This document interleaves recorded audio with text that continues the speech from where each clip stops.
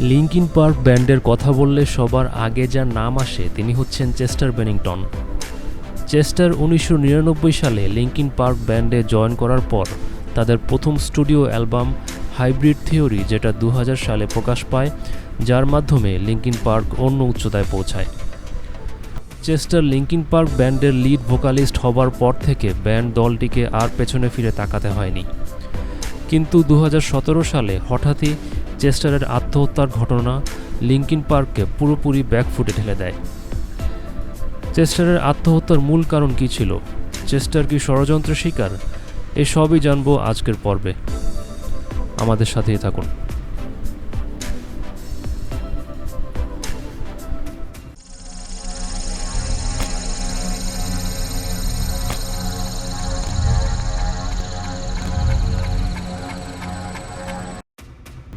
আমেরিকার শীর্ষস্থানীয় tabloid news media TMZ জানায়, চেস্টারের মৃত্যুর পর তার ময়নাতদন্তে বেরিয়ে আসে চেস্টারের বডিতে অ্যালকোহলের অস্তিত্ব পাওয়া গেছে, যেটা ছিল প্রথমবার টেস্টের রেজাল্ট।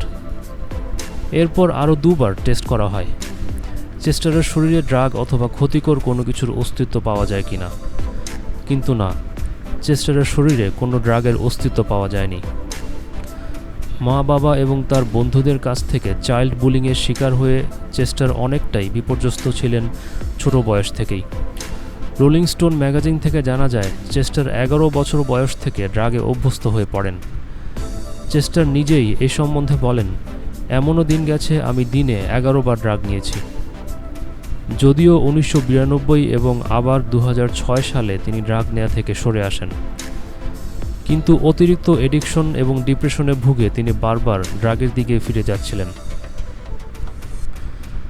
যাই হোক, চেস্টারের আত্মহত্যার ঘটনায় নতুন রিপোর্ট প্রকাশ পায়, যেখানে বলা হয় চেস্টার যে রুমে আত্মহত্যা করেছেন সেখানে একটি প্রেসক্রিপশন পাওয়া গেছে। প্রেসক্রিপশনের যে জায়গাটিতে যার জন্য প্রেসক্রিপশনটি দেওয়া হয়েছিল সেই জায়গাটি মুছে দেওয়া হয়েছে।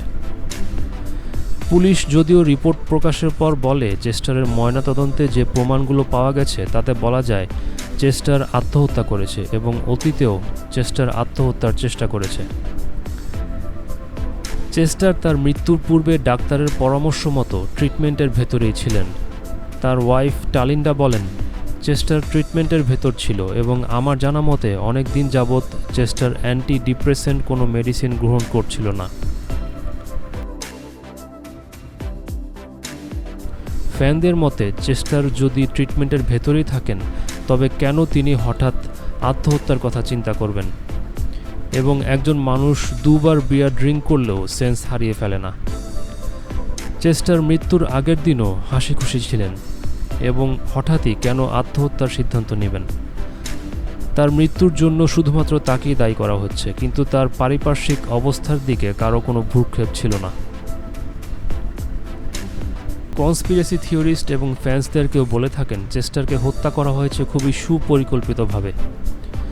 তার গলায় এবং কানের নিচে কিছু দাগ দেখতে পাওয়া যায়। তাকে প্রথমে বিদ্যুতায়িত করা হয় এবং ঝুলিয়ে রেখে আত্মহত্যা হিসেবে চালিয়ে দেওয়া হয় বলে ফ্যান্সদের কেউ কেউ বলে থাকেন। বিভিন্ন গণমাধ্যম এবং লিঙ্কিন পার্ক ফ্যানদের মতে চেস্টার তার মৃত্যুর অনেক আগেই ওয়ার্নিং দিয়ে যাচ্ছিলেন তার মৃত্যুর ব্যাপারে। তার অ্যালবামের গানগুলোয় চেস্টারের হতাশা এবং তার মৃত্যু কামনার কিছু ধারণা পাওয়া যায়, যার মধ্যে উল্লেখযোগ্য কিছু গান যেমন মিনিটস টু মিডনাইট, অ্যালবামের I will be gone, in my remains, one more light উল্লেখযোগ্য।